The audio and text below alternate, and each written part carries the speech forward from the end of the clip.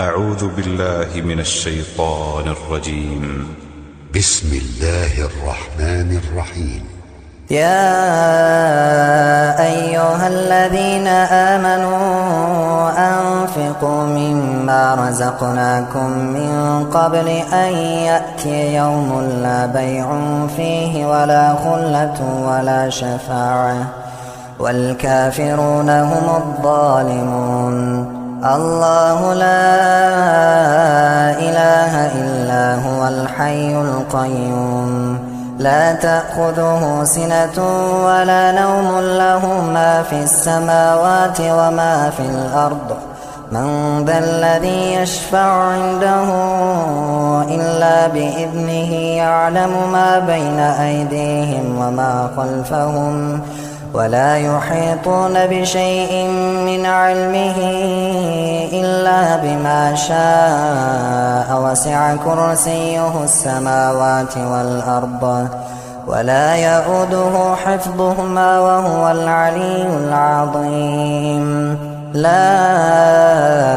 إكراه في الدين قد تبين الرشد من الغي فمن يكفر بالطاغوت ويؤمن بالله فقد استمسك بالعروة الوثقى لا انفصام لها والله سميع عليم. الله ولي الذين آمنوا يخرجهم من الظلمات إلى النور والذين كفروا أولياؤهم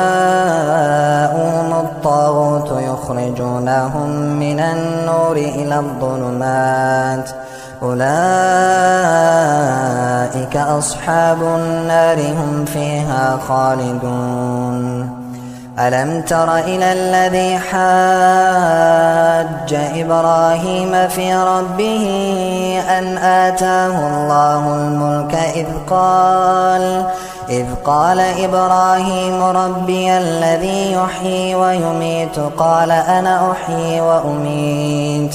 قال إبراهيم فإن الله يأتي بالشمس من المشرق فأت بها من المغرب فبهت الذي كفر والله لا يهدي القوم الظالمين. أو كالذي مر على قرية وهي خاوية على عروشها قال أنى يحيي هذه الله بعد موتها فأماته الله 100 عام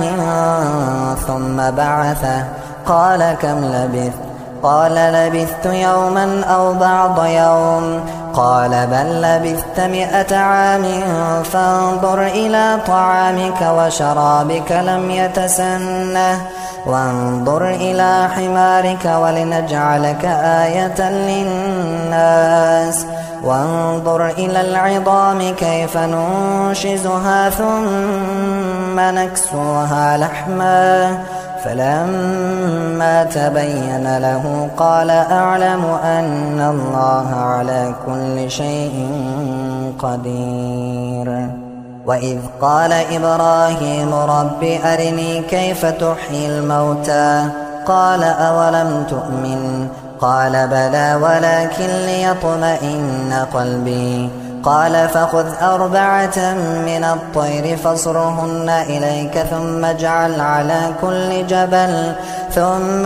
على كل جبل منهن جزءا ثم ادعهن يأتينك سعيا واعلم أن الله عزيز حكيم. مثل الذين ينفقون أموالهم في سبيل الله كمثل حبة أنبتت 7 سنابل في كل سنبلة 100 حبة والله يضاعف لمن يشاء والله واسع عليم. الذين ينفقون أموالهم في سبيل الله ثم لا يتبعون ما أنفقوا منا ولا أذى لهم منا ولا أذى لهم أجرهم عند ربهم ولا خوف عليهم ولا هم يحزنون قول معروف ومغفرة خير من صدقة يتبعها أذى والله غني حليم